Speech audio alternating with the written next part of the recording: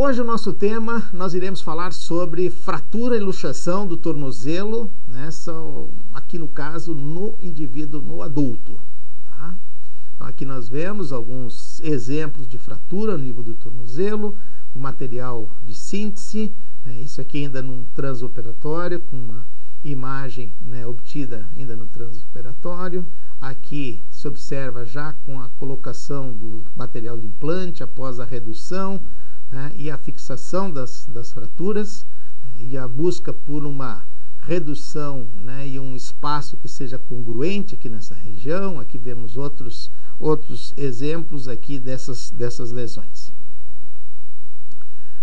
Com relação à parte da introdução, eu lembro a vocês que estão entre as lesões musculoesqueléticas mais comuns essas fraturas e luxações do tornozelo. Né? Elas podem ser fraturas fechadas ou também podem ser tanto representadas de forma fechada como em fraturas mais complexas, né? Elas podem também ser fraturas abertas. E elas acabam nas fraturas abertas sendo mais complexas, muitas vezes porque a quantidade de energia envolvida no trauma pode ser uma energia envolvida no trauma maior, claro que não só no esporte, em acidentes, né, automobilísticos, isso também pode acabar acontecendo. Né? E temos também que cuidar com relação a envelopes de partes moles, como acabaremos vendo um pouco mais à frente. E sempre que nós temos uma fratura com exposição, aumentam mais os riscos em relação às complicações do ponto de vista, quando muito graves, né, podem comprometer partes moles a ponto de pensarmos em lesões que acometam como síndrome compartimental. Podemos ter ainda o risco, né, na intervenção com relação por exemplo, quando você precisa fazer uma cirurgia, você corre o risco sempre, como a gente tem comentado aqui, de acabar levando a uma infecção, né? Tendo como consequência uma infecção, enfim, tudo que advém depois de uma infecção pós-cirúrgica. O tratamento ortopédico, ele pode variar desde aqueles casos onde não existe instabilidade maior, onde não existe grande afastamento dos fragmentos, você pode tratar desde forma conservadora, embora seja menos frequente, até a forma de tratamento cirúrgico, quando você tiver já algum tipo de comprometimento, né, muitas vezes com fratura, muitas vezes, né, essa fratura com deslocamento e outras vezes também associada a lesões de partes moles, lesão de sindesmose, lesões ligamentares, né, onde é necessário fazer a redução cirúrgica, né, de forma aberta e a fixação dessas fraturas, tá, de forma definitiva. O tratamento das fraturas do tornozelo também ele é ditado, ele tem que ser controlado por fatores relacionados também ao paciente, como sempre, né? Se o paciente tem algum outro tipo de comorbidade, se esse paciente ele é um paciente diabético, se é um paciente idoso. No caso dos pacientes idosos, nós temos que cuidar com relação à osteoporose, né? Muitas vezes, né, fraturas em osso osteoporótico, a gente já viu também aqui, que também é um desafio, né, em relação a se ter uma boa fixação. Então, esses elementos eles entram também no momento em que vai se pensar no planejamento e o tipo de tratamento para esses pacientes. Então, o tornozelo ele pode ser lesado tanto por um trauma direto, aqui a gente vê um trauma direto, aqui vemos muitas vezes, e ele pode ser também por um trauma indireto. Você pode ter a força do trauma sendo dissipado aqui, bem como esse pé pode estar fixo ao solo, enfim, a posição do pé ao solo, e aí a posição que vai acabar fazendo muitas vezes um movimento de rotação ou translação, enfim, movimentos, né, indiretos que podem provocar lesões ligamentares ou fraturas mesmo associadas a esse trauma indireto. As fraturas maleolares, eu lembro a vocês, essas fraturas maleolares, elas costumam ficar em região, né, em região articular, e como fraturas articulares, devemos ter toda uma atenção especial para essas fraturas, né, na redução dessas fraturas, né, para que se tenha uma boa congruência e se evite com isso uma incongruência, uma distribuição de forma inadequada da carga. Lembro que essa é uma fratura que ocorre, né, em ossos que sustentam carga, e isso, quando não reduzido de forma adequada e quando não mantida essa redução, isso pode levar, depois no futuro, a uma artrite, né, pós-desenvolvimento de uma osteoartrite pós-traumática. Tá? O tratamento, ele tem como objetivo restaurar a anatomia articular normal, dar estabilidade. Então isso é fundamental. Toda fratura articular, então você deve procurar restaurar a anatomia de forma o mais normal possível, essa anatomia. Manter esses ossos, a manutenção dessa redução, ela é fundamental também, né? Para que haja condições de você iniciar de uma forma precoce com a reabilitação nesses pacientes, uma movimentação precoce.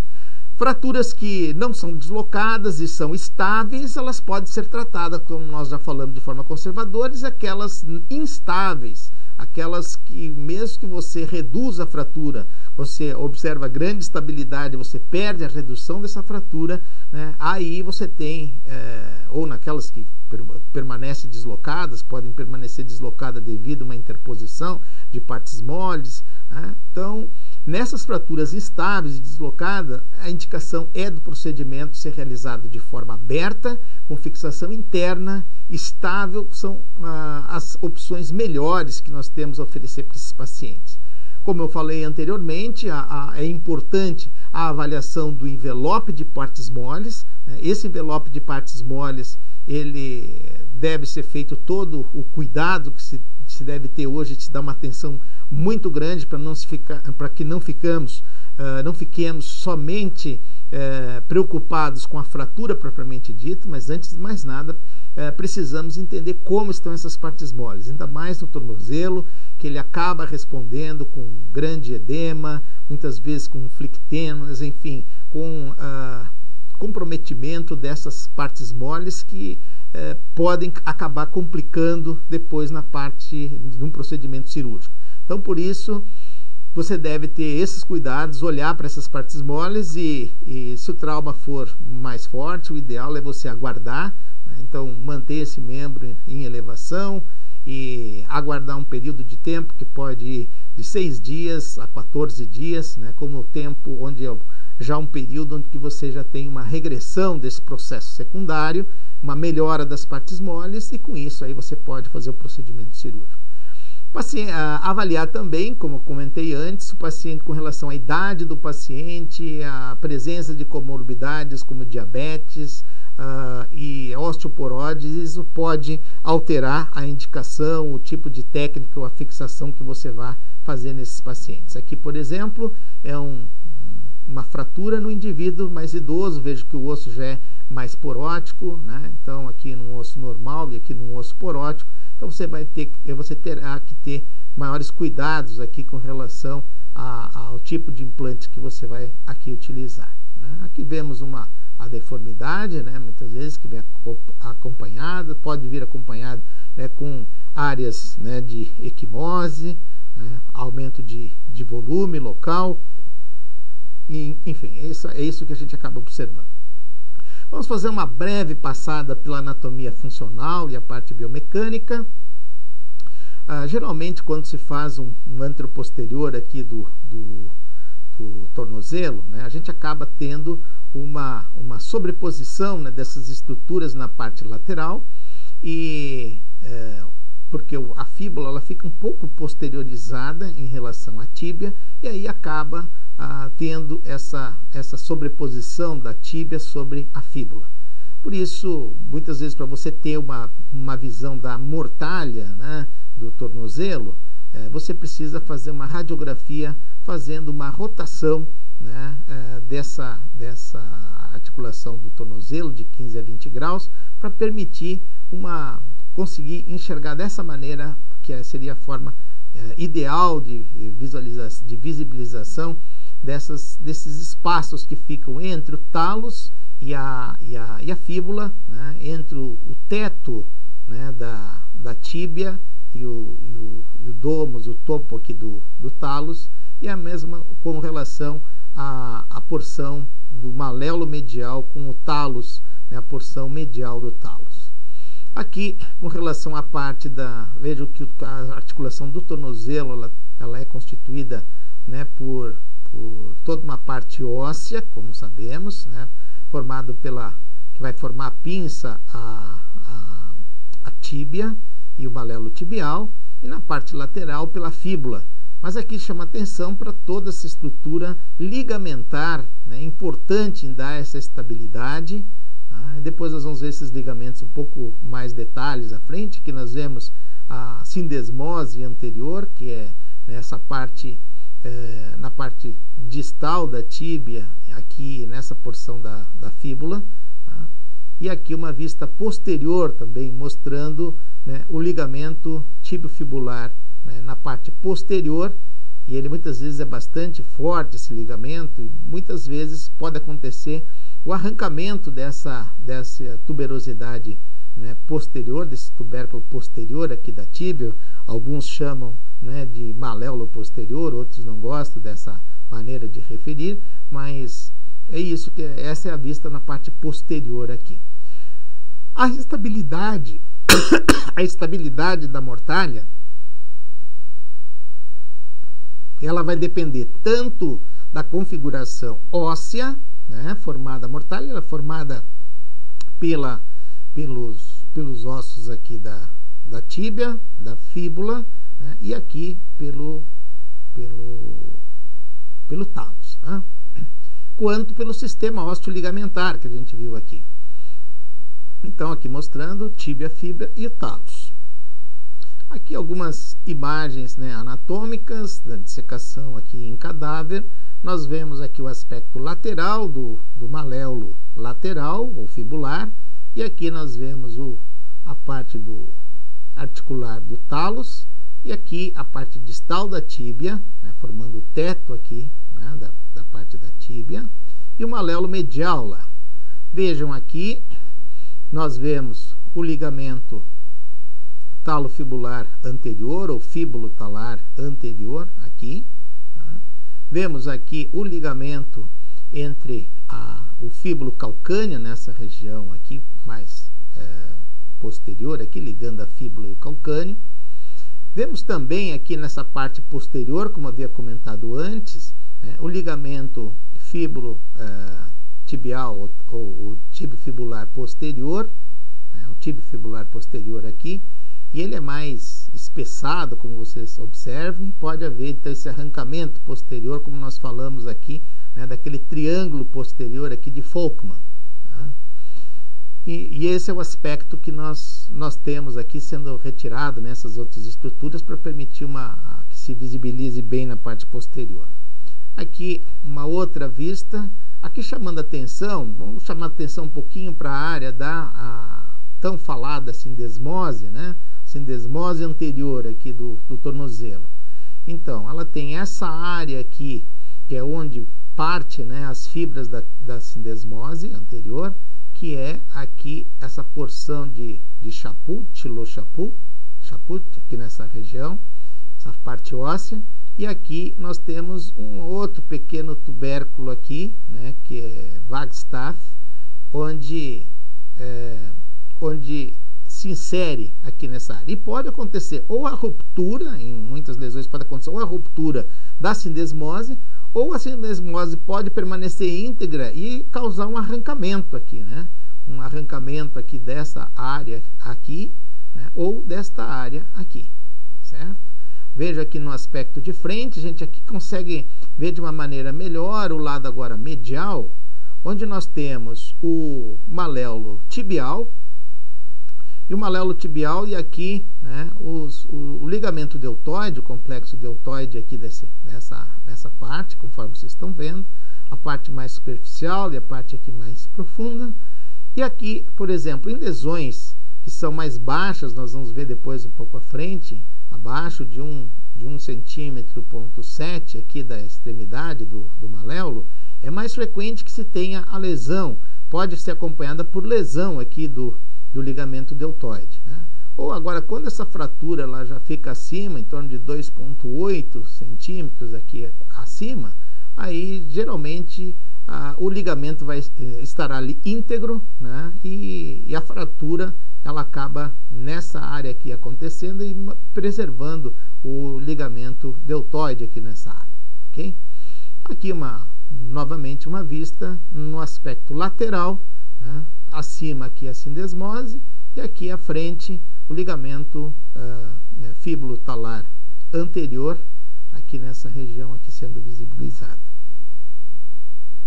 Aqui chamando a atenção para vocês, um outro detalhe, aqui numa fratura, a gente tem que ficar muito atento, porque pode passar desapercebido, né? Fraturas que são graves, fraturas do tipo C, né? Que são fraturas acima, tipo C, a gente vai ver da classificação de Danis e Weber, onde são fraturas que ficam acima da sindesmose, e muitas vezes você não tem a fratura ao nível do tornozelo, né, a fratura da fíbula, e ela pode acontecer mais alto, né, até mesmo lá no colo da fíbula. Então é necessário, quando se tem fraturas ao nível do tornozelo, avaliar de forma adequada e palpar essa fíbula, né, e na suspeita radiografar também essa porção. Vejam aqui uma fratura, né, com o traço aqui superior, né, não vendo a fíbula aqui no perfil, e aqui a gente está vendo de frente uma fratura aqui acima. Aqui abaixo com ruptura, né, da sindesmose anterior,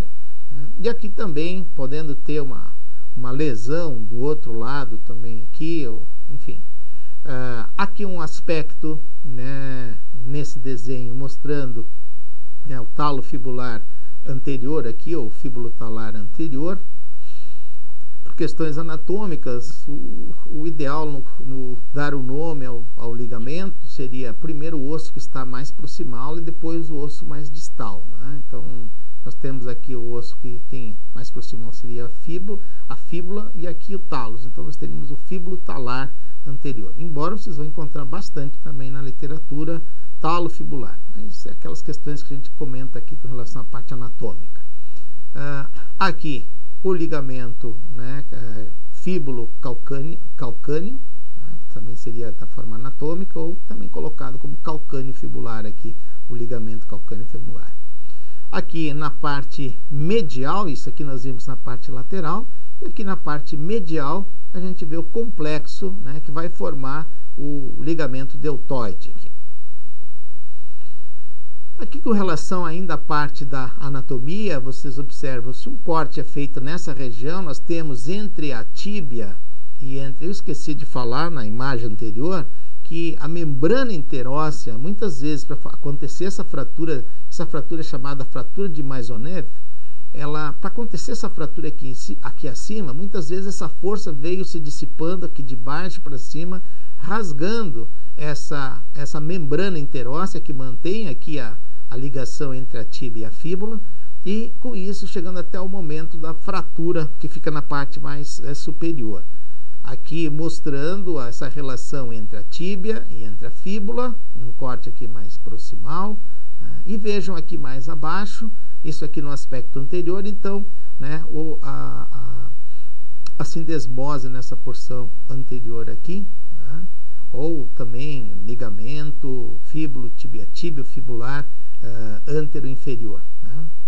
Aqui uma vista agora na parte posterior, né, e aqui nós temos a sindesmose, né, na parte posterior, o ligamento também tíbio fibular posterior inferior aqui, tá?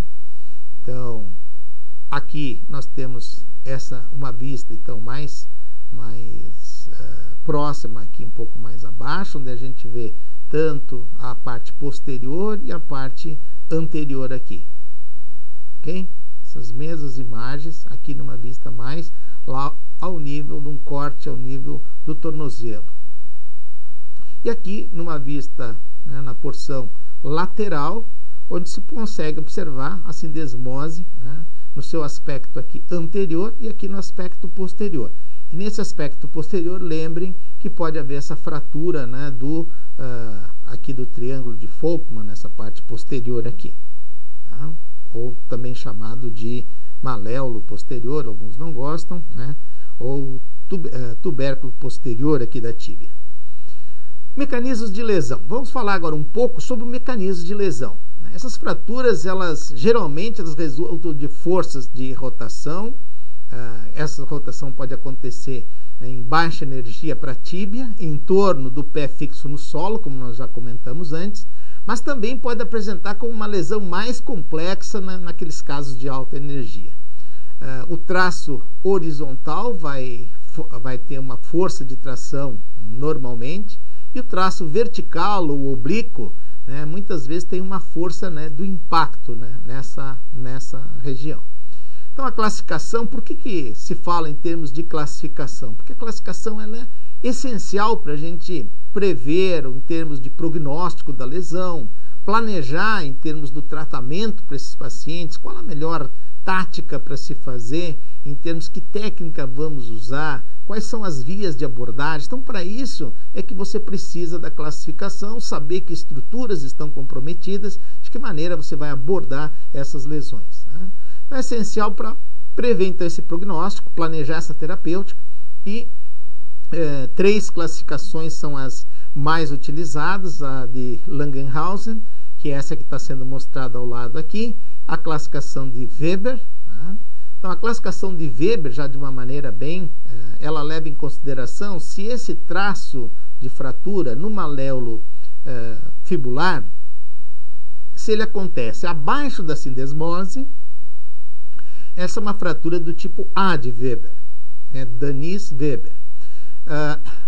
Ela é chamada de tipo B se essa lesão ocorre ao nível da sindesmose, ou seja, essas fraturas que acontecem nessa região ao nível da sindesmose, elas são do tipo B, E aquelas que acontecem acima da sindesmose, né? Essas que têm o traço que começa aqui acima da sindesmose, elas são consideradas como fraturas do tipo C.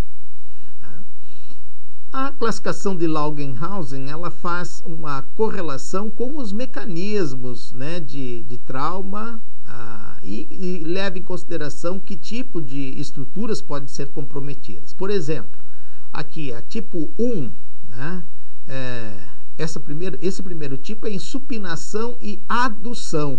Tá? Então, o mecanismo acontece uma supinação e adução.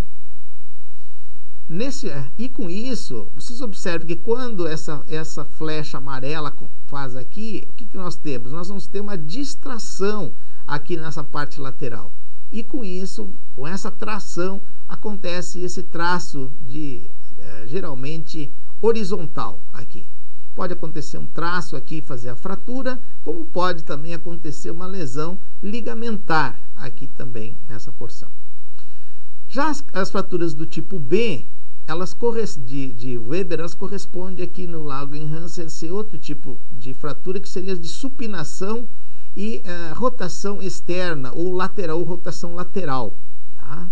Então, nesses casos, nós vamos ter uma ação diferente, exatamente o contrário do mecanismo que nós vimos aqui inicialmente. Nesse mecanismo, agora, nós temos esse movimento aqui, então, em supinação, mas em rotação lateral. Com isso, a tração vai acontecer nessa área e a fratura horizontal ao nível do maléolo tibial. Enquanto que nesse lado vai ocorrer uma fratura oblíqua, né, aqui de anterior para posterior, né, e oblíquo, né, conforme nós vemos aqui, ao nível da sindesmose, podendo ou não estar comprometida a sindesmose. E na tipo C, nós vamos ter um mecanismo de pronação, né, no caso então da pronação, e com um mecanismo também de rotação lateral aqui, ou rotação externa. Então, isso que a gente pode observar nas fraturas do tipo C. Vamos começar então com a classificação de Langenhausen, que a gente acabou de mostrar para vocês lá. Ela relaciona então o traço da fratura com o mecanismo do trauma, né? E a referência para esse tipo de classificação é a posição que o pé se encontrava e a direção que a força foi aplicada. Então, nós temos 4 tipos. Teríamos, então, a supinação com a adução, a supinação com a rotação lateral, a pronação com a rotação lateral e a pronação com a abdução. Tá? Então, e aqui estão sendo mostrados esses tipos. Também vai dividir em estágios que vão facilitar identificar quais são as estruturas que acabam sendo lesadas. Qual é a vantagem, por exemplo, né? É que você consegue correlacionar a posição do pé à direção da força deformante que está sendo aplicada nesse tornozelo, né? E que tipo de lesões sequenciais ósseas e ligamentares vão acabar acontecendo, né, nesse tipo, quando se dissipa essa força, né, sobre a articulação do tornozelo. Vemos aqui então nessa correlação de Weber, né, e Langenhansen, como nós tínhamos comentado antes, à esquerda aqui fica a de Weber, né, e à direita de Langenhansen. Então vejam aqui a tipo a lesão na tipo A de Dennis Weber, lesão então transversa, né, ao nível do maléolo lateral.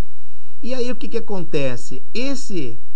O canto medial aqui, à medida que existe essa inclinação, vai existir uma tração do lado lateral e o talos ele vai acabar subindo, esse talos. Quando o talos sobe, ele vai impactar sobre aquela parte no topo lá do teto da tíbia. E aí vai fazer uma fratura, né, com um traço, né, mais verticalizado, obliquado, né, aqui nesse outro canto, mas é devido a esse movimento que acontece aqui.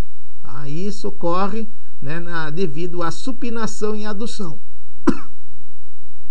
Já essa segunda aqui, nós observamos aqui a supinação e a rotação lateral. Então, pode haver nesse tipo, que vai corresponder então ao tipo B, porque nós temos uma fratura ao nível da sindesmose, né? Então, e podendo ter comprometimento também, né, do maléolo posterior, do tubérculo posterior da tíbia, né, ou o triângulo lá de Folkman, conforme a gente está vendo aqui, né? E o outro mecanismo, né, que seria então aqui estágio 1 e 3, né, nós temos então pronação com abdução. Tá? E aqui você vê as estruturas que podem ser lesadas. Tá?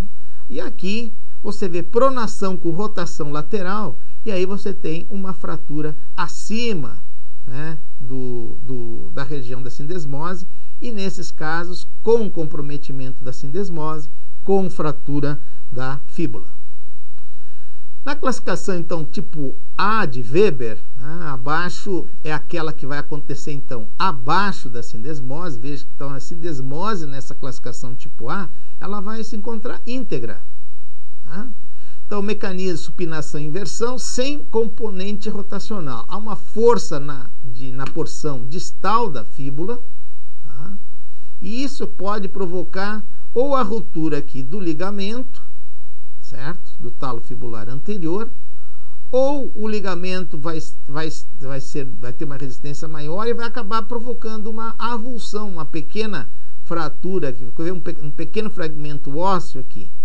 Ou esse fragmento pode ser maior ainda aqui, conforme a gente está vendo, e com traço horizontal geralmente, né? Então, essas são as formas. E observe o seguinte, se essa força ela continua, conforme havia comentado para vocês, a inclinação do talos vai provocar, vai fazer um fulcro aqui, uma força de cisalhamento no maléolo medial, e nós teremos essa fratura no maléolo medial. Vamos passar agora para a classificação Weber B, né, que acontece ao nível da sindesmose, ou seja, ela é transsindesmótica, porque é ao nível da sindesmose que isso acontece. Né? Mecanismo: supinação, eversão, pronação e abdução. O padrão de lesão mais comum é esse, a aplicação de uma força axial com o pé, né, supinado. Então, isso vai gerar uma obliquidade desse eixo, né, sobre o qual esse movimento subtalar, a subtalar ela acaba, né, funcionando abaixo dessa área que está aí, né, e a inversão vai resultar numa rotação lateral do talos, certo? Então, à medida que o talos vai acontecer, vai provocar uma rotação lateral desse talos. Então, primeiro daí vai acontecer que a fíbula vai acabar falhando, né? Vai produzir a fratura oblíqua da fíbula. Geralmente a gente vai ver um pouquinho mais à frente que vai acontecer, nessa fratura vai acontecer da frente para trás, de baixo para cima. Tá? Então aqui se prolonga anterior para posterior e a rotação, e o talos continua rotando de forma progressiva. E isso vai provocando um deslocamento posterior. Então, isso vai levando à lesão da sindesmose, como já falamos, na sindesmose posterior, pode continuar com a lesão dessa sindesmose posterior, que poderá fazer essa fratura na parte posterior aqui. Né? Avançar mais uma. E pode fazer a lesão do ligamento deltoide ou a fratura do malelo medial, como a gente viu. Né? Então, vejam aqui. Quando existe esses tipos de lesão, como a gente tinha comentado, pode acontecer, né, um avulsionamento também, ou rompe o ligamento, ou faz uma avulsão aqui, né, de Tillot aqui, né, ou Chaput aqui. E aqui o tubérculo de Wagstaff, que pode também ser arrancado, né, se a sindesmose aqui anterior ela for mais resistente do que a área de fixação da mesma. Né? Então, e esse é o aspecto que a gente vai vendo aqui, havia comentado com vocês, à medida que vai havendo essa rotação aqui, vai acontecendo essa fratura da frente para trás de forma oblíqua, e à medida que vai rotando, vejam só, vai havendo esse deslocamento, veja que vai aumentando esse deslocamento aqui da articulação. Então, as fraturas do tipo B, elas geralmente são fraturas instáveis, é necessária uma reconstrução anatômica da fíbula, né? Temos que cuidar sempre do comprimento dessa fíbula. Né? Qualquer tipo de encurtamento da fíbula vai levar depois a uma incongruência articular, e essa incongruência articular vai levar, consequentemente, a um processo degenerativo pós-traumático. Então temos que cuidar bastante em manter e preservar o comprimento da fíbula. Né? Aqui ainda para chamar a atenção, que havia comentado para vocês, né, que a avulsão ela pode acontecer aqui, né, avulsionando aqui o Chaput, aqui nessa região, ou então o tubérculo de Wagstaff, né, ou rompe aqui no meio, na sindesmose, ou pode fazer essas avulsões ou da tíbia ou da fíbula. Tá? E aqui chamando a atenção também que, de acordo com a altura dessa fratura, quanto mais baixa for essa fratura aqui, então você pode não ter fratura, por exemplo, e aí você tem uma ruptura, com abertura dessa parte medial, você tem uma ruptura aqui do ligamento deltoide. Agora, se você tem esses fragmentos menores de 1,7, estão mais associados, maior probabilidade de lesão ligamentar. Vejam, ou se não tiver lesão, não tiver fratura, pode ser só lesão do ligamento, e à medida que vai subindo aqui, você ainda continua tendo lesões do ligamento. E até que em torno de 2,8 cm, correto aqui é 2,8, acima de 2,8, você já vai ter, aí já não tem mais a lesão do ligamento. E agora as fraturas do tipo C, são aquelas que, como a gente já comentou, elas ficam acima da sindesmose. A sindesmose está aqui, Weber leva em consideração a altura, né, acima dessa sindesmose. Veja aqui num outro exemplo, né, a fratura aconteceu acima da sindesmose. Para poder fraturar lá em cima, é porque a sindesmose já foi também aqui. Né? Vejam, há uma ruptura da sindesmose, a fíbula ela acaba acompanhando esse complexo aqui, o talos acaba acompanhando a fíbula junto aqui, e a sindesmose, a tíbia vem nessa direção, o talos nessa outra direção, tá? E com isso começa a rasgar já a membrana interóssea, como a gente vê aqui, e a fratura pode acontecer aqui. Então aqui vocês estão observando, a fíbula vai começando a fazer um processo desse rasgo que começa, à medida que o talos vai se deslocando lateralmente, né, vai também abrindo aqui, tanto a sindesmose aqui na parte anterior, como aqui a membrana interóssea, né, também já vai rasgando, conforme a gente está vendo aqui.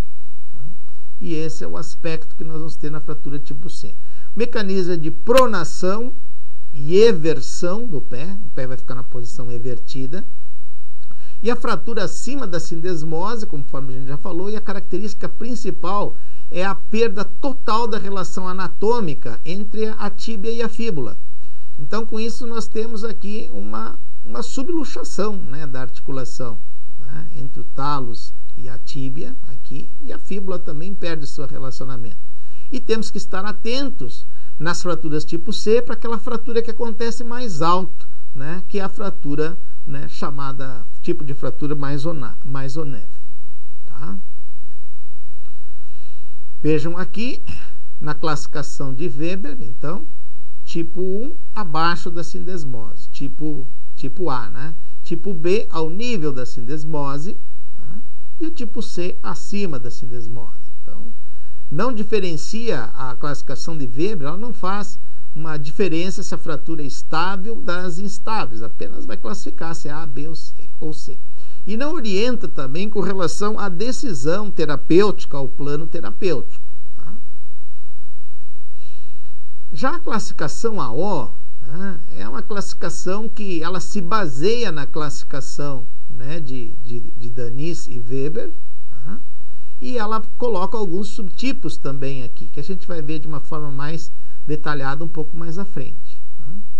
Então, ela é uma classificação alfanumérica, ela já permite você hipotetizar qual é o prognóstico, né, qual é o problema, né, e como que você vai poder abordar aquelas lesões que estão acontecendo de forma terapêutica.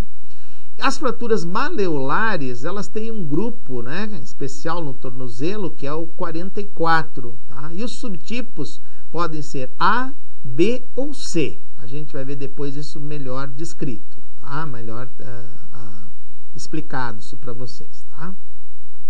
As radiografias, você deve tomar essas radiografias em AP, né, conforme a gente está vendo aqui. Vocês observam aqui uma fratura, né, do tipo A, uma fratura do tipo B, ao nível da sindesmose, e uma fratura do tipo C. Então, o traço horizontal normalmente força, quando a gente tem um traço mais horizontalizado, a gente já pensa que aquilo foi uma força de tração. Traços que são mais oblíquos, né, mostram, por exemplo, aqui esse é um traço, aqui está mais horizontal, isso aqui é um traço, né, de tração desse lado. Né? Aqui está oblíquo, é um traço de cisalhamento, a gente pensa aqui. Né? Bom, força, e vai depender esse traço vertical, né, oblíquo ou espiralado, né, da força e do impacto que está sendo dissipado nessa articulação. O traço de fratura, ele favorece para a gente entender a origem, onde começou essa fratura e as forças que são deformantes que atuaram ao nível da fratura. Aqui, então, rapidamente, a classificação, então, AO, no tipo 44, lembra que 44, né, então, nós temos aqui essa parte 44, que são as bimaleolares, né, do tornozelo, tá? Na região bimaleolar. Aí nós temos o A1, quando nós temos, né, a fratura isolada da fíbula, né? E essa fratura acontece distal à área da sindesmose. Nós temos no tipo A2, no subtipo A2, é como se fosse a fratura A1, mas agora já incluindo também o maléolo medial. Né? E no tipo, né, aqui no A3, você tem o A2 aqui, tá? E você pode ter aqui ou uma ruptura aqui do ligamento abaixo, ou pode ter uma fratura também aqui, mas aqui já incluindo então também a tíbia distal aqui. Tá? E você pode ter também essa parte posterior. A fratura isolada, a do tipo, agora no tipo B, da classificação AO, nós temos também 44, como são todas essas aqui, 44. Nós temos o subtipo aqui, a B1, nós temos a fratura isolada, agora ao nível da sindesmose. A B2 é quando eu tenho a associação com a lesão da sindesmose aqui. Né? E mais, pode haver algum tipo também de lesão medial aqui. E já na fratura, né, do tipo B3, você tem já como a B2, mas você associa ainda a fratura, então, envolvendo o triângulo lá de Folkman, a parte posterior também está comprometida. Ok? Então, é fratura ao nível do maléolo e mais o outro lado aqui, a parte posterior. E já no tipo C, tá? Aqui na classificação AO, 44C, C1, C2 e C3.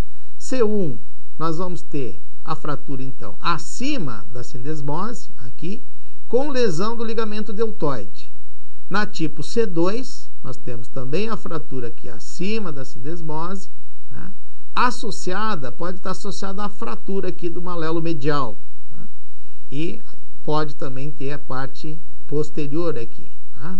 E a fratura alta da fíbula associada à lesão medial é a fratura do tipo Maisonneuve, conforme nós já comentamos aqui, seria a 44C3, a fratura do tipo Maisonneuve. Aqui está mostrando a parte distal e aqui está mostrando a parte mais proximal com uma fratura, né, próxima lá daí da... Aqui já está próximo do colo da fíbula, né, mas são fraturas mais altas lá na tíbia que a gente tem que cuidar para não passar desapercebido. Classificação ainda aqui quanto à classificação AO, então, só lembrando, tipo A, tipo B, tipo C aqui, uma correlação, né, da fratura, da classificação de Weber. Tá? Então, aqui se pode lesar só o ligamento, na tipo A, pode ter um pequeno fragmento, ou pode ter um fragmento maior aqui, mas sempre abaixo da sindesmose. Sindesmose está íntegra nas fraturas do tipo A. E aqui, quando essa fratura for maior, pode haver, né, comprometimento aqui da parte também medial, como vemos aqui. E aqui, isso aqui no tipo B, aqui no tipo A, fratura transversa aqui, não compromete a sindesmose, fica abaixo da sindesmose. E aqui, por elevação, essa parte superior do talos, acaba formando uma fratura mais oblíqua, mais vertical aqui no canto do maléolo medial. Aqui no tipo B, como já vimos, né, fratura ao nível da sindesmose, pode ou não estar comprometida a sindesmose. E aqui pode ter comprometimento posterior, como vemos, pode ter fratura desse outro lado ou lesão do ligamento deltoide. E aqui as fraturas mais complexas, como vemos, aí já fica acima da sindesmose, podendo haver avulsão tanto aqui de Thillot, né, o Chaput, ou aqui desse outro lado, né, no Wagstaff, aqui com avulsão também pode acontecer da sindesmose nessa área. E fratura alta da fíbula. E podendo ter comprometimento posterior, né, do maléolo posterior ou do tubérculo posterior aqui da tíbia. Agora vamos falar um pouquinho sobre a avaliação. A avaliação radiográfica, né? A avaliação radiográfica geralmente a radiografia acaba sendo suficiente para o estudo, né, dessas fraturas. Você deve solicitar uma radiografia do tipo antero, né, uma radiografia antero-posterior, uma radiografia lateral. Pode solicitar também uma avaliação, né, da mortalha do tornozelo, que quando você faz essa radiografia oblíqua, né, rotado de forma medial, você faz uma rotação medial do tornozelo para conseguir enxergar melhor. Lembre que a fíbula fica um pouco posteriorizada em relação à tíbia. Tá? Então aqui nós temos, né, na radiografia normal, no antero-posterior, né, nós vamos ter aqui um espaço que você vai observar esses espaços aqui, se não existe uma alteração desses espaços. Aqui você deve ver, com relação a essa inclinação que você passa essa linha entre os maléolos lateral e medial, e essa parte superior aqui do teto, né, formado pela tíbia. Tá?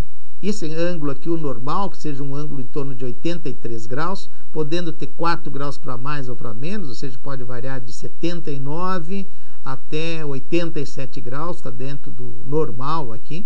Tá? Esse, então, é o ângulo chamado ângulo talocrural, né? Entre o talos e a perna, a região crural. Aqui vocês observam, por exemplo, quando existe isso aqui deve chamar a atenção se você não vê essa a congruência, né, da articulação, que muitas vezes você pode ter uma fratura mais alta e você tem um encurtamento desse lado aqui da parte da fíbula, né? Então você tem que estar atento a isso. Tem que observar também aqui nessa parte distal, essa imagem na borda lateral aqui do talos, né? A parte lateral do talos com a parte distal da tíbia deve formar o tipo de uma imagem como se fosse um círculo aqui. Tá? Então essas são algumas características, tá, que a gente deve observar nas radiografias. Veja então, a radiografia é importante também que vocês não esqueçam de radiografar a articulação, né, contralateral, que não foi envolvida, o tornozelo normal, e aí também você fazer a comparação desses espaços articulares do tornozelo normal em relação ao tornozelo que está comprometido. E uma forma de você fazer isso é simplesmente você pode virar a radiografia do tornozelo normal, que aquilo que era um tornozelo direito vai se transformar num tornozelo esquerdo, e aí você consegue colocar bem um sobre o outro, muitas vezes facilitando a essa comparação, ou colocando lado a lado, você consegue fazer uma comparação melhor. Tá? O deslocamento permanente, então, do espaço livre medial de 4 milímetros, né, ou mais estreito do que 1 milímetro, né, o resultado do deslocamento do talos de apenas 1 milímetro, vejam como é bastante crítico, um deslocamento de 1 milímetro já pode provocar 42% da redução da área de atrito entre a tíbia e a parte superior do talos. Então observe, se você tiver apenas um deslocamento desse talos de 1 milímetro a mais aqui, isso já pode provocar uma inclinação e isso já pode fazer com que haja uma área muito maior de descarga aqui do que na outra parte mais medial, e com isso geralmente acontece por um encurtamento também aqui do lado da fíbula. Então por isso que nós temos que cuidar para que essa articulação fique o mais congruente possível. Lembre que nós estamos numa articulação que sustenta a carga. Ainda que deve-se avaliar também com relação à integridade da sindesmose. Você consegue ver melhor isso, né, na radiografia, né, em antero-posterior. Então, medição direta da largura da sindesmose é feita em torno de 1 centímetro, né, acima da superfície articular do talos. Então, você vai medir isso mais ou menos 1 centímetro acima, né, da parte do talos. E é definida como uma distância horizontal dessa incisura da tíbia, né, até a borda medial da fíbula. É isso que você vai ver aqui. Ó. É essa medição que você tem que levar em consideração. Então, quando ela tiver alterado esses valores, você pode pensar numa lesão ao nível da sindesmose. Aqui está mostrando em maior detalhe. Então, veja quando existe um comprometimento aqui, existe uma alteração com relação à radiografia. Quando você veja aqui tem uma ruptura, essa ruptura vai mudar essas relações A e C, né? E conforme a gente vê aqui, e C e D, né? Então você vai ter essas alterações. Então esse diagrama antero-posterior da articulação do tornozelo, você tem ali o A, seria a borda lateral do maléolo lateral, né? Você tem aqui o A, né? O B seria a borda lateral do aspecto anterior da tíbia, B aqui seria a parte lateral da tíbia. E C, que nós temos aqui, seria a borda medial da fíbula, né, a parte menor da fíbula. E o D seria a borda lateral do aspecto posterior da tíbia, certo?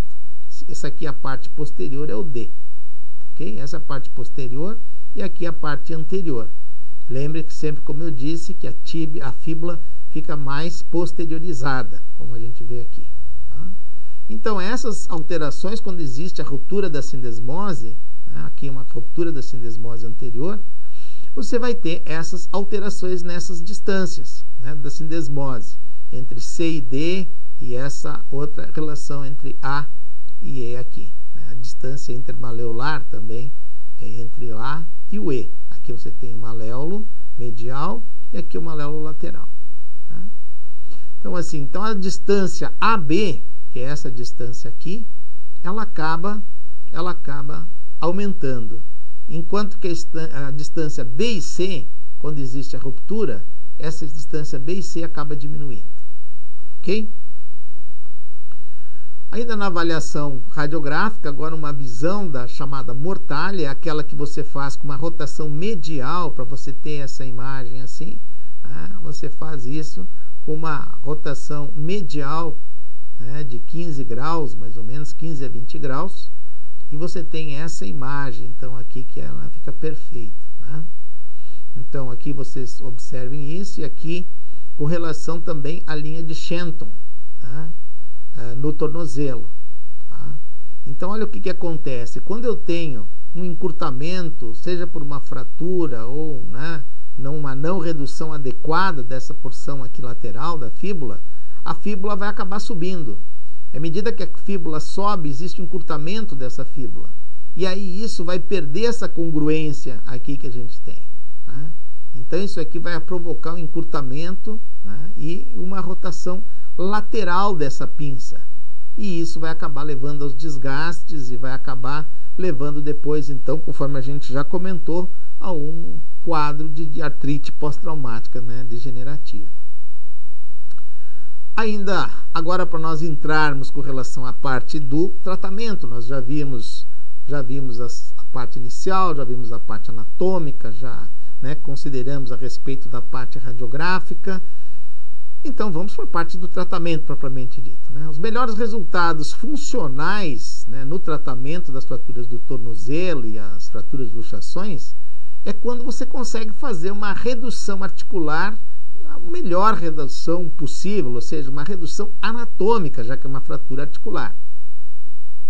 E você deve manter essa articulação, né, o mais estável, você tem que reduzir e estabilizar essa fratura.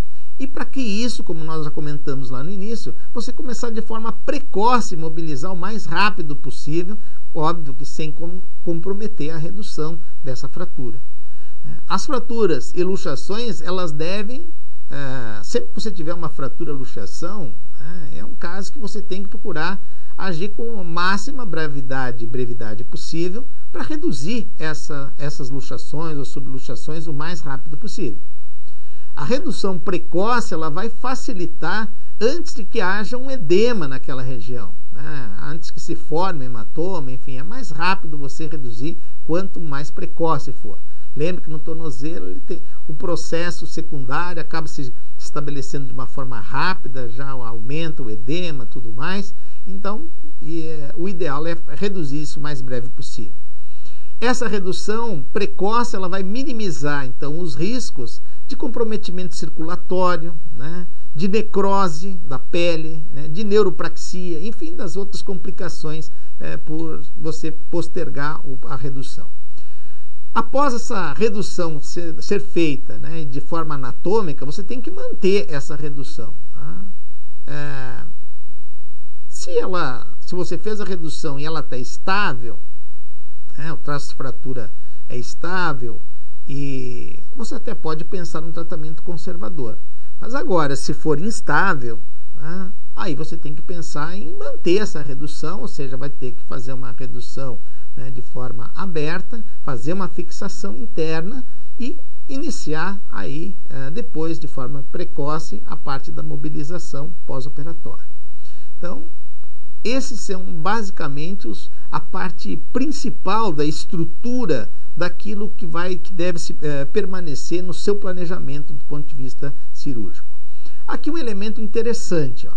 Veja, por exemplo, aqui é considerado como se fosse um círculo. Tá? Se você tem uma dessas estruturas rompidas, tá? Muitas vezes não compromete de uma maneira geral, não leva a uma instabilidade geral a esse tornozelo. Agora, quando você tem mais do que uma área rompida, né, se você tem uma fratura de um lado, uma lesão da sindesmose de outro, então você tem como esse anel rompido em duas partes. Aí isso passa a se tornar e se comportar de uma forma instável. Ficou claro isso? Se você tiver uma fratura apenas, uma ruptura ligamentar, você comprometeu apenas uma parte desse círculo, né, desse anel. Agora, quando você tiver mais do que uma estrutura comprometida, mais instabilidade. Quantas estruturas mais estiverem comprometidas, mais instável será essa fratura e provavelmente maior será a indicação, né, do tratamento e fixação e tratamento cirúrgico da mesma. Se houver, então, luxação, lembrar que em caso se tem luxação, isso é uma urgência na redução, né, deve ser feito isso, né, pode ser necessário você fazer isso em centro cirúrgico, sob anestesia, fazer uma estabilização provisória, pode ser conseguida com um fixador externo, por exemplo, né, conforme está mostrando aqui, né, ou até mesmo por ligamento, taxia, ou seja, com o fixador externo e com os próprios ligamentos vão tracionando e já ajudando em termos da redução da fratura. É claro que temos que observar o complexo secundário que tem nessa fratura. Tá?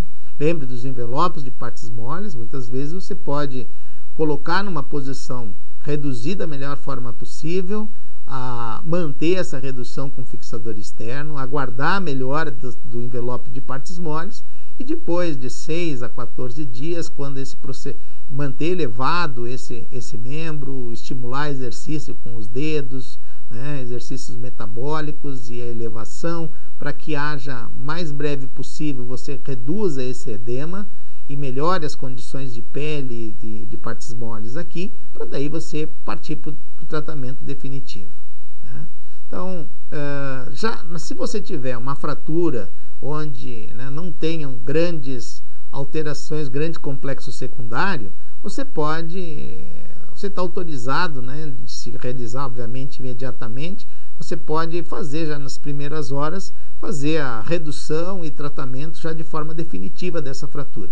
Agora, se já passado esse tempo ou se já existir um complexo secundário maior, aí aguarde melhorar as partes moles. Então, fraturas com tecidos moles comprometidos, é melhor você aguardar a evolução desses tecidos e fazer esse tratamento depois de 6, 7, né, até 14 dias depois da cirurgia, quando melhorou essa partes moles.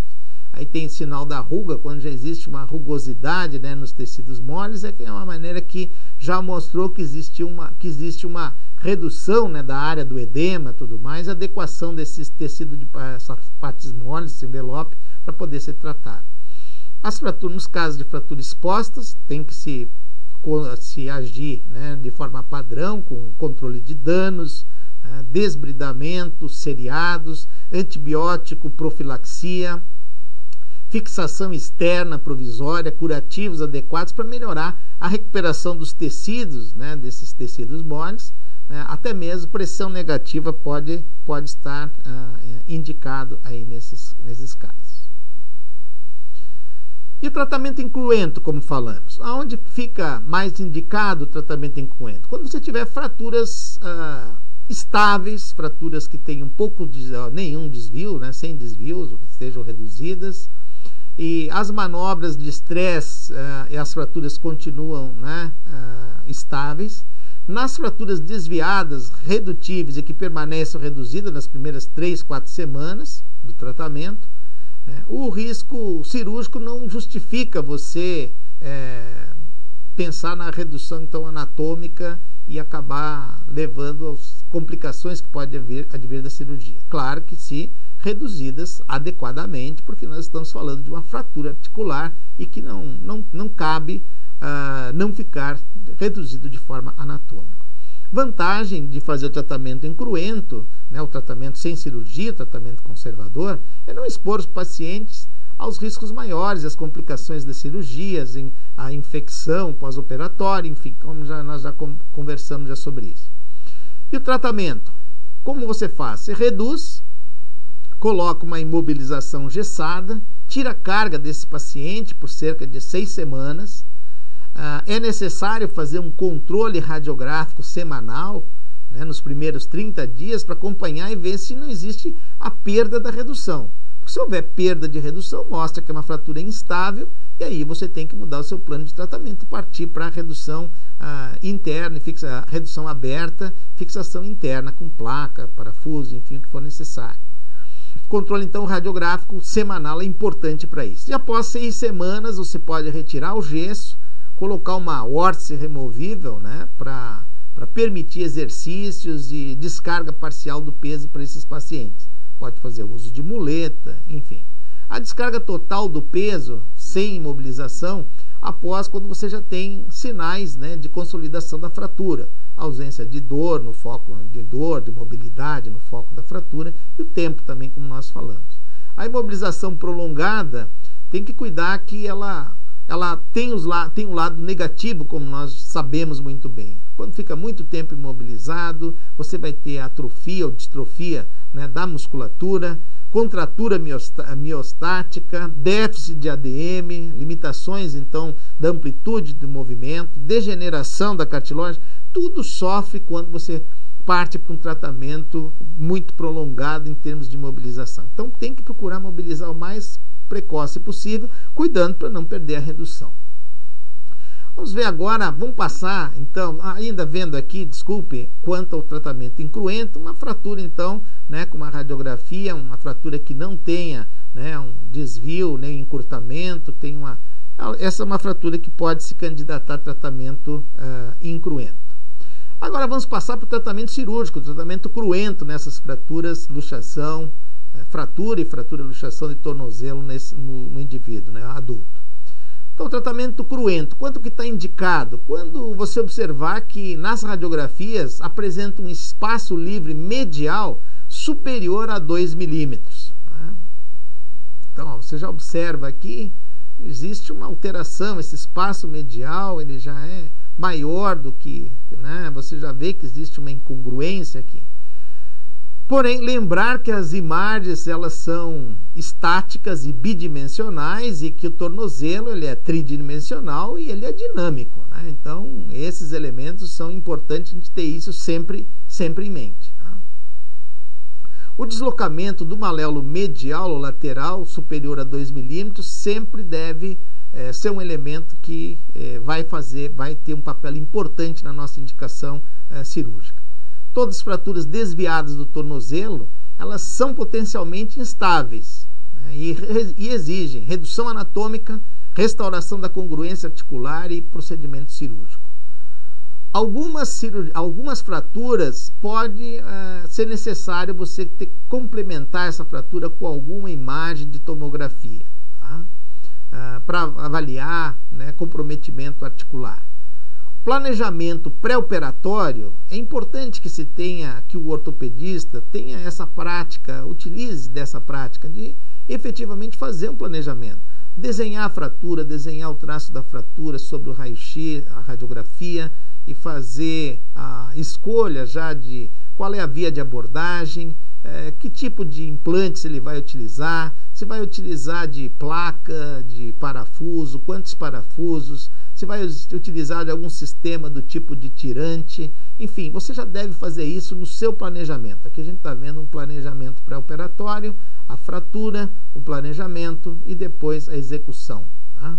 Então, isso é a escola, né, a AO, ela tem preconizado isso bastante, né, e tem insistido que isso faça parte da boa prática, né, do ortopedista e trauma. Aqui com relação aos critérios de estabilidade, né, avaliar com relação ao pilar lateral, né, o pilar medial, né, se está comprometido o maléolo ou ligamento medial, no lateral como está essa fíbula ou o ligamento, a parte ligamentar lateral, né, o pilar anterior, né, como está essa sindesmose anterior e as suas inserções, né? Aqui no tipo A você não tem comprometimento de sindesmose, mas no tipo B e C você pode ter comprometimento da sindesmose.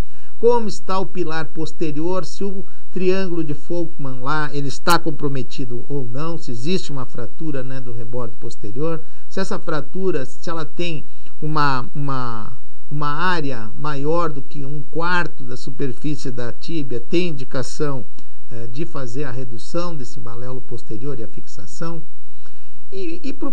Tudo bem, vamos passar agora então nesse tratamento, já sabemos, é de tratamento cruento. Como é que nós vamos pensar e planejar esse tratamento? Desde o posicionamento do paciente, dependendo da área e do local dessas fraturas, se você vai abordar por via medial, se você vai abordar por via lateral, se você vai precisar fazer uma abordagem posterior para abordar aquele maléolo posterior, para abordar aquelas fraturas que envolvem o triângulo de Volkmann com arracamento, como a gente já falou. Então você tem que pensar nisso para o posicionamento adequado desse paciente. Se esse paciente vai ficar em decúbito dorsal ou vai ser necessário o decúbito ventral, tem que tratar isso já com o anestesista, já para saber certinho e posicionar esse paciente de forma adequada. Demarcar os marcos ósseos também é uma prática interessante a se fazer, para também facilitar a passagem da via de abordagem e tudo mais, e planejamento.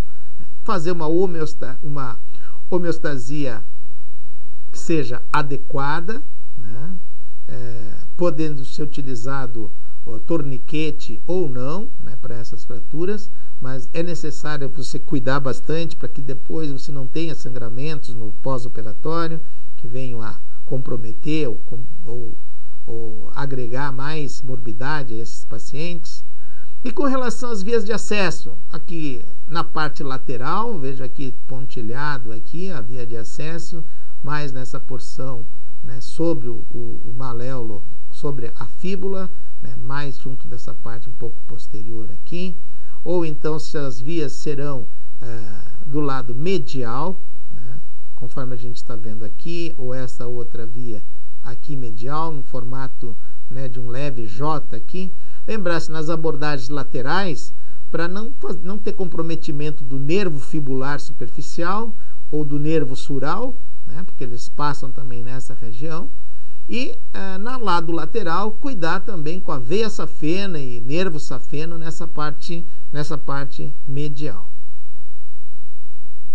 O tratamento ainda aqui do ponto de vista de vias de acesso, do tratamento cruento na parte cirúrgica, aqui a abordagem, desenho da incisão, aqui as estruturas que nós temos que cuidar nesse lado medial, aqui uma vista desta área. Essa aqui é uma vista lateral, essa é uma fratura do maléolo lateral. Veja, esse aqui é o quinto dedo, aqui numa vista lateral. Aqui mais uma forma de ver aqui na parte medial. Aqui vemos na fíbula, no aspecto lateral. E aqui essa via posterolateral, se você precisa fazer uma abordagem posterior. Vejam aqui no aspecto medial, via de abordagem, qual é o que você consegue visibilizar por esta via. Cuidado que pode haver interposição de partes moles sobre a área do maléolo, então você tem que fazer uma redução adequada dessa área. Se houver interposição de partes moles, abordar e retirar essas partes moles. E aqui numa via posterolateral, a gente vê na via posterolateral, o acesso posterolateral, para permitir o seu acesso na parte posterior do tornozelo, para fixação, quando existe a necessidade de fixar essa parte do triângulo de Volkmann, nessa parte do tubérculo posterior, lá da tuberosidade posterior da tíbia, nas fraturas. Você pode abordar, existem situações que você pode fazer a redução e passar um parafuso de anterior para posterior e conseguir uma boa redução. Em outras situações você tem que colocar o parafuso de posterior para anterior. Aqui rapidamente vou mostrar alguns casos e abordagens desses casos nas fraturas do tipo A. Maléolo lateral é aquela fratura então que ocorre abaixo da sindesmose, e aqui você tem uma pequena avulsão, como nesse caso. Aqui o mecanismo, como acontece a fratura do tipo A, com mecanismos de inversão do tornozelo. Vejam aqui, com uma fratura pequena, aqui uma fratura um pouco maior, né? E aí, dependendo do tamanho da fratura, o tipo de fixação que você vai fazer dessa fratura, com parafuso, utilização de placas. Aqui, nas fraturas agora do tipo B, né, que as maléolo lateral geralmente vai ser por torção e flexão, enquanto no maléolo medial você vai ter pode ter uma lesão do ligamento deltoide ou uma fratura também nesse lado. Aqui você tem esse aspecto ao nível da sindesmose, ao nível da sindesmose. Aqui as várias configurações para as fraturas do tipo B ao nível da sindesmose. Você pode, do outro lado, né, do lado do maléolo lateral, fazer a utilização de placa, modelar essa placa aqui para essa porção distal do maléolo, cuidar para manter o comprimento do maléolo lateral, que nós já comentamos que é fundamental. Aqui, fazer essa redução, colocação da placa, aqui uma placa colocada mais de posterior para anterior, nesse caso. Pode existir situações que você pode colocar um parafuso, né, interfragmentar, dependendo aqui, e mais uma placa de suporte, de apoio. Pode existir situações onde você pode associar com fixação do maléolo, utilizando esse efeito de tirante. Aqui, quando você tem a avulsão lá da parte posterior, pode ser necessário fazer a colocação de um parafuso para fazer a fixação desse maléolo da parte posterior, de Folkman, lá. Ou então ainda em outras lesões, como a gente vê aqui, comprometendo o maléolo. Aqui a gente vê esse aspecto, passando um parafuso de posterior para anterior. Então, essas são algumas formas que você pode utilizar nessas fraturas do tipo B. Ainda aqui agora alguns exemplos, uma fratura, né, do tipo B, o planejamento, né, o desenho já aqui, a colocação, a fixação, então, da fratura, colocação da placa, o resultado obtido.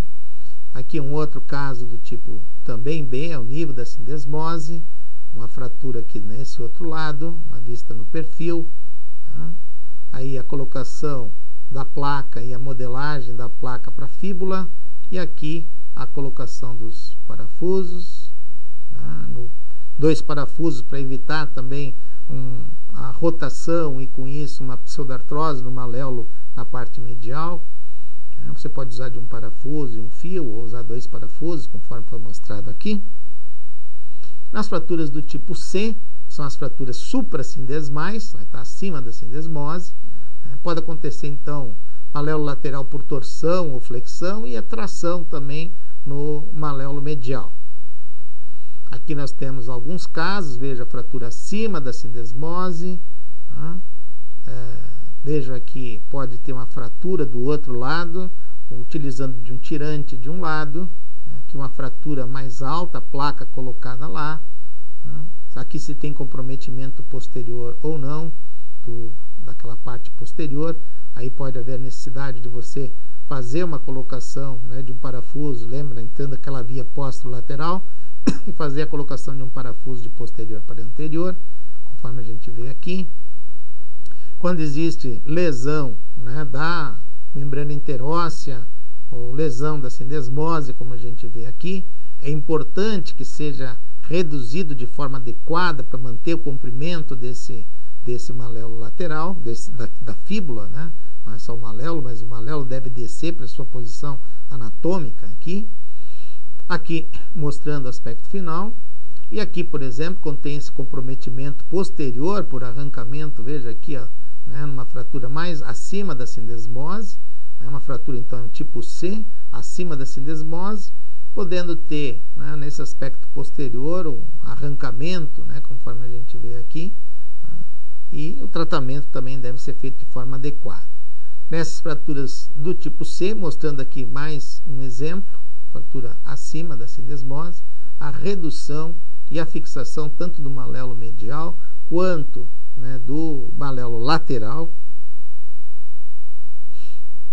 Observem aqui mais um exemplo, uma fratura alta, tipo C, olha essa abertura aqui desse outro lado, né? Tinha também o comprometimento da sindesmose. Aqui foi optado, né? Houve a opção também de fazer a colocação do parafuso, né, sindesmoidal, né? Esse para permitir uma cicatrização, né, da região da sindesmose.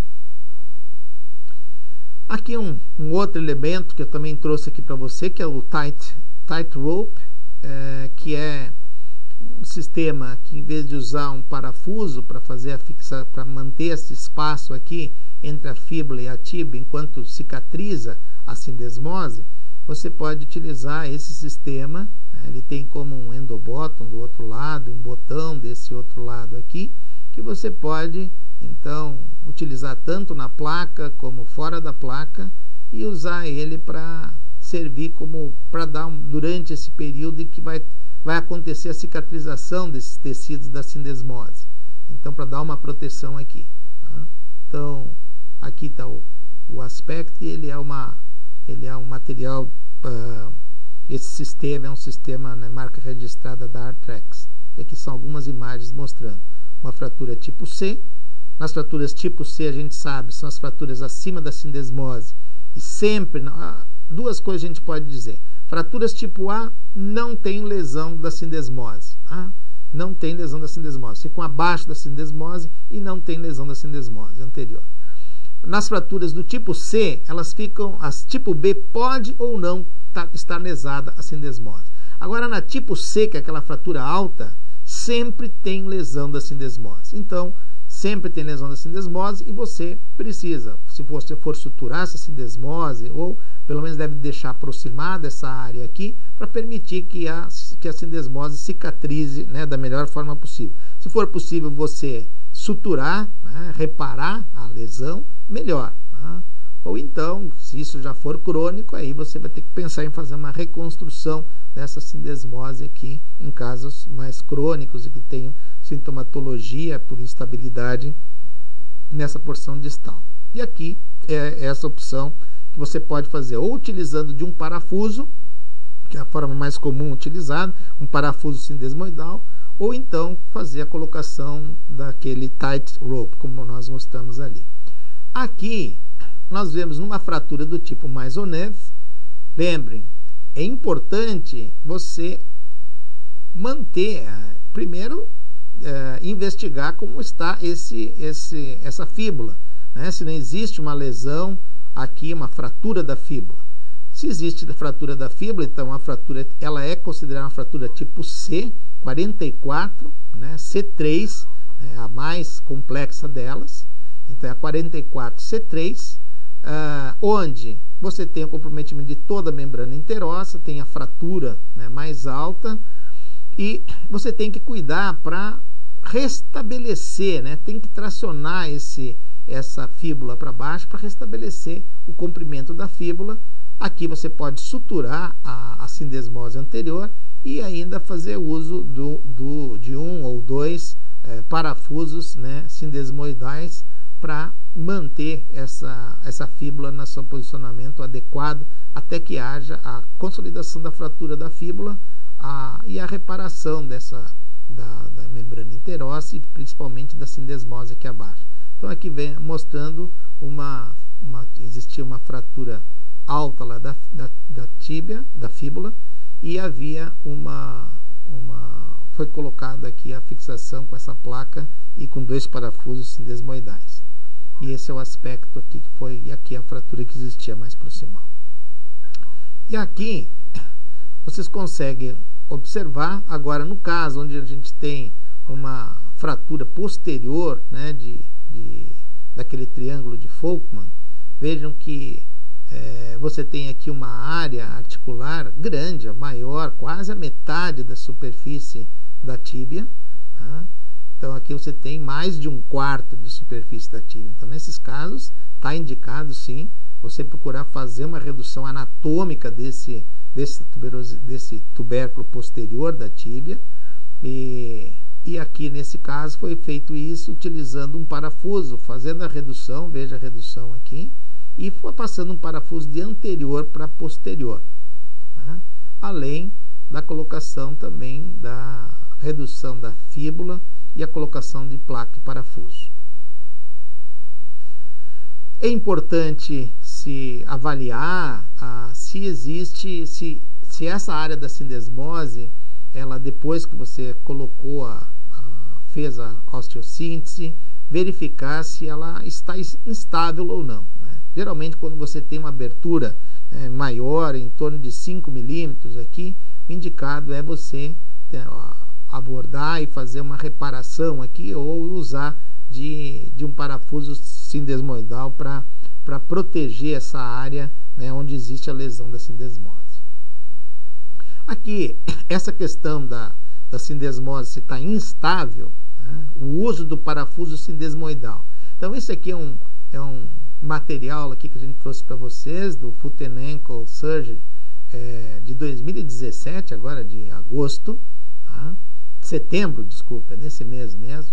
Então, assim, onde aqui a gente aborda sobre usar ou não usar, né, o parafuso sindesmoide. Quando usar, se você for usar? Deve retirar esse parafuso ou deve manter o parafuso? Se ele quebrar, né, ou se deixa lá, se não der nenhum problema, ou se você retire. Vai retirar, quanto tempo você vai demorar para retirar esse parafuso? Então aqui a gente trouxe alguns elementos desse trabalho. Vejam aqui, que mostrando uma placa na parte fibular, né? E a colocação, a utilização aqui de 2 parafusos sindesmoidais. Então vejam, fratura da tíbia mais proximal que 3 a 4 centímetros da interlinha, né, quando ela fica acima dos 3 a 4 centímetros, né, dessa interlinha, associada a triângulo posterior e lesão medial, não é possível, muitas vezes, essa lesão medial de fazer reparação. Então, você deve usar um parafuso, né, envolvendo 3 corticais, 2 corticais aqui na fíbula e mais uma cortical na tíbia. Tá? Nas fraturas de Maisonneuve, como nós já falamos, que são aquelas proximal da tíbia, que é a tíbia mais alta, não reduzidas, associadas ao triângulo posterior de lesão medial, você pode usar até 2 parafusos, né, 2 parafusos de 3,5, também pegando 2 corticais, conforme está mostrando aqui. Quanto tempo deve manter? Os trabalhos falam em torno de 6 a 8 semanas a manutenção desses parafusos sindesmoidais. Né? Deve retirar ou manter? Isso também é um tema controverso. Tem autores que acham que não deve tirar, deixa lá e se não sentir dor, né, não faz nada. E outros só tirar se tiver dor. E outros dizem, não, eu não vou esperar porque pode quebrar também o parafuso, mas pode quebrar e não dá dor nenhuma. Como pode quebrar e aí você vai lá, tira só a parte quebrada, mas vai ficar um parafuso quebrado. E às vezes o paciente, eu costumo aconselhar, às vezes o paciente ele pode ficar com aquilo na cabeça, ele faz a radiografia, mas ficou lá um pedaço foi retirada a placa, foi retirado o parafuso, mas ficou um parafuso quebrado. Para ele, qualquer coisinha, vem uma chuva, qualquer coisa, uma dor que ele sinta, ele já vai levar e colocar a culpa naquele parafuso que quebrou e que o médico tentou tirar, mas quebrou na hora ou quebrou antes. E aí, então, às vezes é preferível você retirar esse parafuso antes da quebra desse implante. Tá? Levando em consideração isso tudo que a gente comentou. Né? Tem uns que dizem para tirar, outros que não tiram, outros que deixam que quebre e assim por diante. Né? Não tem uma evidência que mostre, por exemplo, a maioria fala em você postergar, né, em termos para a retirada desse parafuso. Não há evidência favorecendo que parafusos, né, de um diâmetro maior, como de 4,5 milímetros, seja melhor que um parafuso de 3,5 milímetros ou de 3,5 seja melhor do de 4,5.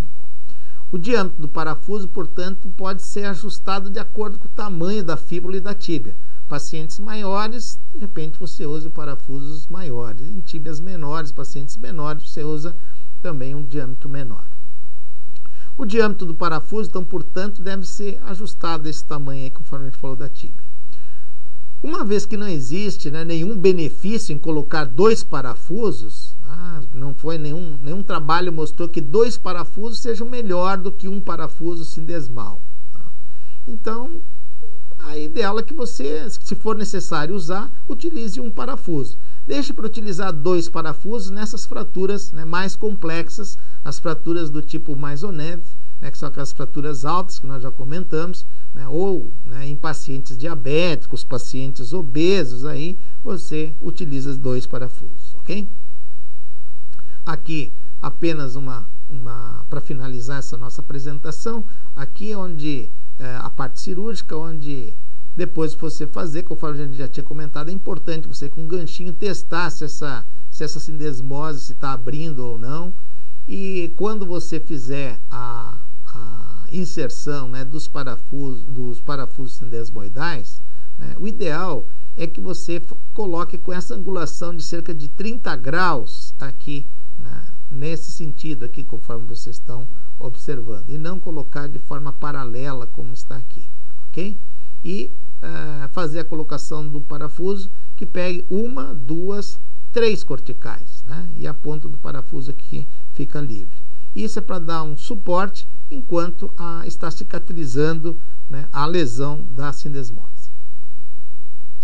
E agora, nos casos onde, por exemplo, isso geralmente vem associado a quando você não cuidou do comprimento da fíbula, isso vai acabar levando a dor nesse tornozelo, processos degenerativos. Então, como exemplos como esse aqui, um paciente com uma fíbula bastante encurtada, alterações já degenerativas, aí a sua opção é retirar esse material de síntese, fazer um alongamento dessa fíbula, trazer essa fíbula para a sua posição normal, né, colocar novamente a osteossíntese, né, alongando isso, muitas vezes colocando enxerto aqui nessa região e alongando essa tíbia, essa fíbula, no sentido de voltar a ter esse tornozelo numa configuração mais próxima do normal possível, né? Aqui também num outro caso, né, geralmente o que acaba acontecendo é um mau posicionamento. Vejam aqui nesse caso um paciente, olha só essa abertura no lado medial aqui, existia até uma interposição aqui nesse lado medial, e aí nesses casos também a remoção dessa placa, colocação de uma placa maior, refazer de forma adequada essa região aqui e reduzir essa subluxação da tíbia, e aí sim você vai ter tratado uma complicação, uma sequela de uma consolidação de uma posição que não é adequada, né? Então aqui mostrando exemplo, né, nos casos onde essa fíbula está mais alta, consolidou já uma posição encurtada. Veja aqui a quebra, né, da linha de Shenton lá com a parte lateral da fíbula, né, em relação do talos aqui em relação à extremidade da fíbula.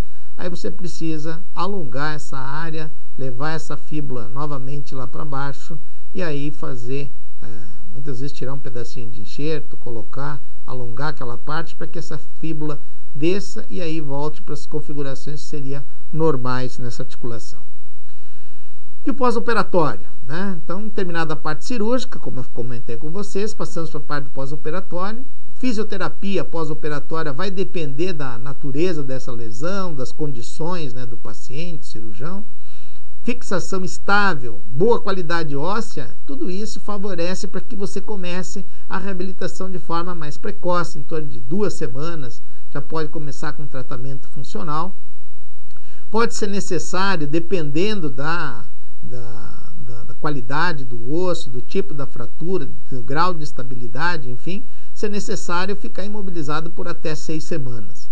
A descarga de peso, normalmente, ela pode ser realizada em torno de 6 semanas, na maioria dos casos. Depois de 6 semanas, você já vai estar com uma fase consolidada, ou com a consolidação bastante adiantada. E pacientes diabéticos, aí você pode necessitar, ou osteoporóticos, necessitar de mais 3 semanas de proteção, inclusive para a parte de descarga de peso. Complicações. Nosso último slide, como a gente sempre lembra a vocês, não podemos esquecer das complicações. Deiscência de sutura, infecção, né? Consolidação viciosa, como já falamos, limitação de movimentos né, a atrofia, né, do tipo, né, a distrofia do tipo SUDEC, né, dor, osteoartrite, algodistrofia, né, também como o SUDEC que a gente comentou, enfim, edemas residuais, né, são alterações, dor, enfim, são complicações que pode vir, né, do tratamento das fraturas e fratura e luxação do tornozelo. Era isso o que tinha a se comentar sobre esse tema.